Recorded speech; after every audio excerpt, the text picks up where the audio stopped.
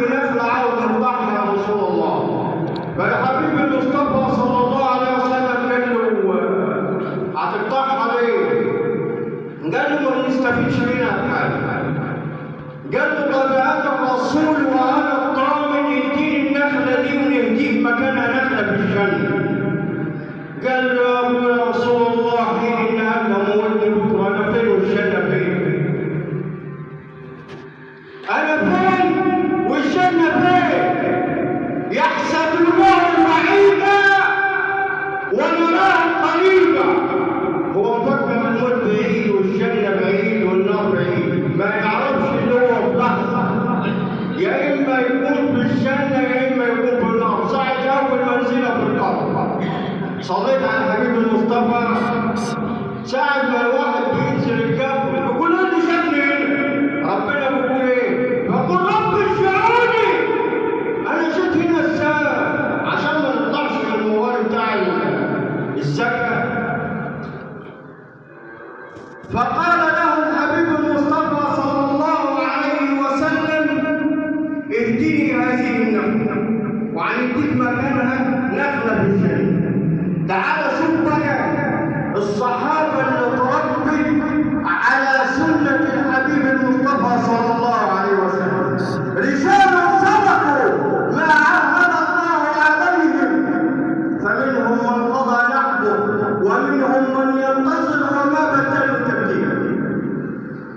رجال مؤمنين بالله وبعذاب النار وبالجنه وعندهم يقين انهم سوف يفارقوا الحياه في اي لحظه من اللحظات.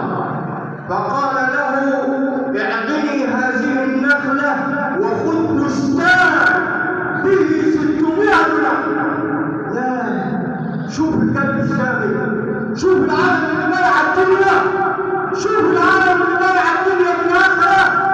نزل القرآن وقال لي في الفجر اللي ما رضاش بنخلة الجنة، ما رضاش بنخلة الجنة وسيجنبها الأشقى الذي يصلى النار الكبرى ثم لا يموت فيها ولا يحيا.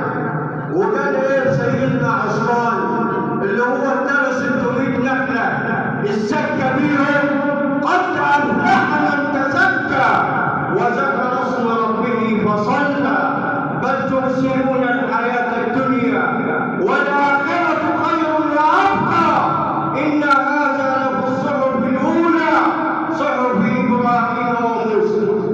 ولكي لا اطيل عليكم اختم بهذا الموقف نهايه الحبيب المصطفى صلى الله عليه وسلم. في مرض الحبيب المصطفى صلى الله عليه وسلم الاخير الذي توفى فيه يقول السيده عائشه كم من المال في بيت رسول الله. عندنا قد ايه يا عائشه وهو نايم على فراش الموت بيقول للسيده عائشه عندنا من مال قد ايه يا عائشه؟ قالت له يا رسول الله ما في بيتنا الا 7 دنانير. احنا ما حلمناش الا 7 دنانير هم 10 جنيه اللي في الدار. قال لها اخرجيهم. يا سلام 7 دنانير يا رسول الله، اخرجيهم يا عائشه. كيف يقابل محمد ربه وفي وجهه 7 دنانير؟